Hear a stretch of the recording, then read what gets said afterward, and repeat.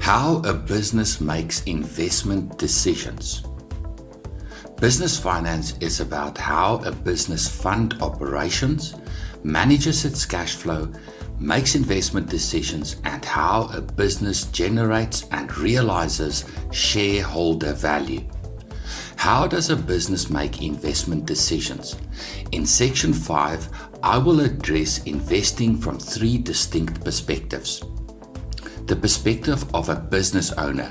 You are your business's first investor. The perspective of a business manager, where you must make investment decisions on behalf of your business. The perspective of an investor, where you as entrepreneur consider investing in another business. The business owner. When I introduced this course, I suggested to you an entrepreneurial progression from hustler to self-employed to business owner. And I ask the question, what are you aiming at? What do you want this business to become? What is your end in mind? I understand that in the early stages of building a business, generating personal income is the most pressing need for most entrepreneurs, and there's nothing wrong with that. In fact, certain types of businesses do not lend themselves to become an asset of value, an asset that can be disposed of at some point in the future. Think of a personal services business, for instance an accounting firm, where most of the value lies in the person of the professional accountant. The business cannot achieve operational independence. The accountant has the skills and regulatory license required for the business to operate. Take the accountant out of the picture and you no longer have a business. An accountant can certainly secure financing solutions on behalf of the business to fund operational assets such as computer equipment, but it's hard to imagine how an accounting firm can attract investors. What would investors be investing in, and how will the investor dispose of the investment? A good strategy for an accountant running their own accounting practice is to maximize the income generating capacity of the business. The accountant must then invest in other assets to build their personal wealth.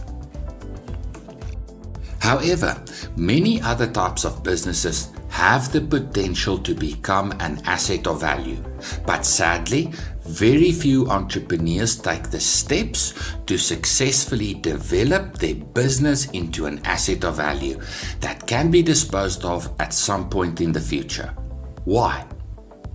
Entrepreneurs fail to take the steps necessary to achieve operational and financial independence of the business. More on this in Section 6, where I address how a business generates and realizes shareholder value. For now, I want to ask you the question once more. What are you aiming at? What do you want this business to become? Your business is the medium through which you can achieve your investment objective.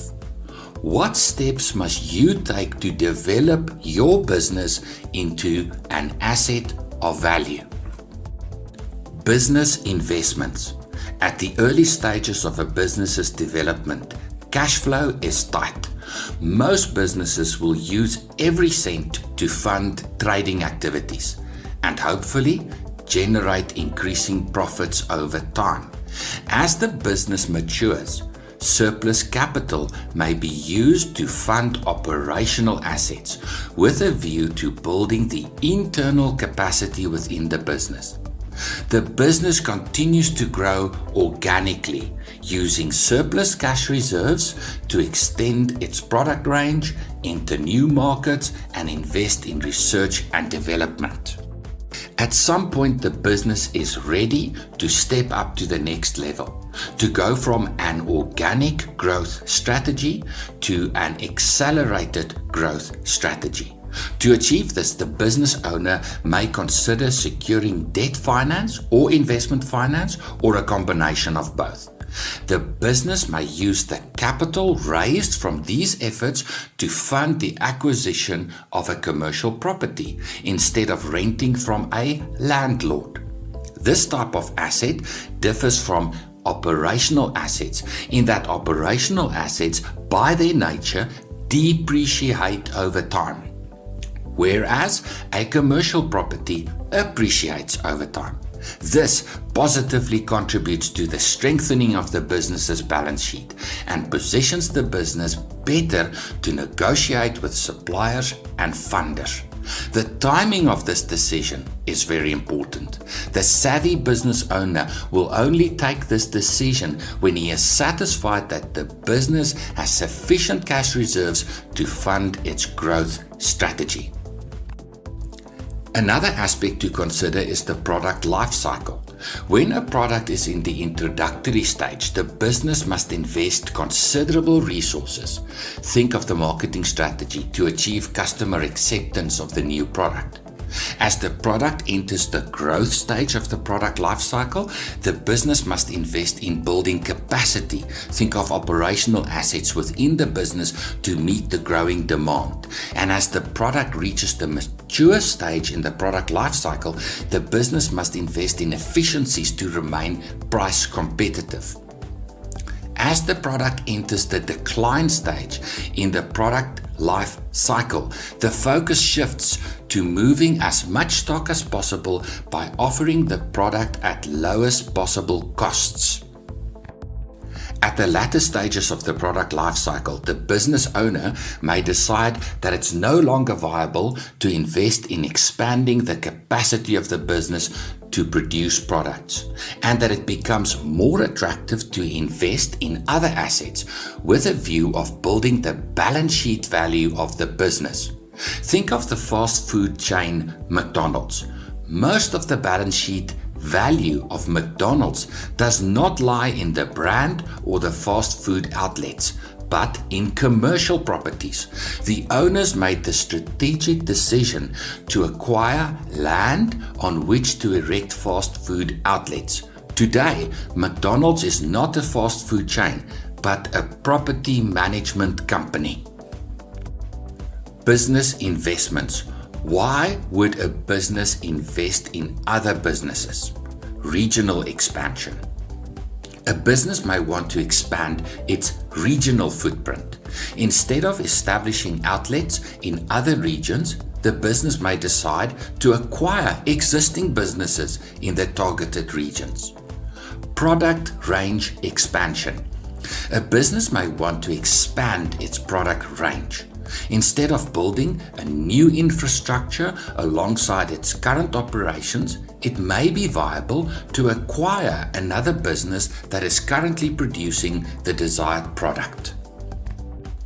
Procurement. A business may want to develop its own products. To establish a manufacturing business requires not only time, but much capital. In certain cases, a business may find it financially viable to acquire a manufacturer that produces the desired product or has the capacity to manufacture the desired product. Distribution. Distribution costs can be substantial. A business may want to distribute their product directly to the end consumer. Instead of establishing their own retail outlets, the business may find it financially viable to acquire another business with retail outlets. Reinvention. A business may find its product nearing the end of the product life cycle and decide that it needs to reinvent itself. A good example of this in my region is the telecommunications businesses. At first, telecoms provided infrastructure for communications. Then they got involved with mobile handsets, but soon evolved into personal credit providers. I am certain that there are many more reasons why a business may consider acquiring other businesses. In the next section, I will talk to you about how a business generates and realizes shareholder value. In other words, how a business becomes a prospective investment opportunity.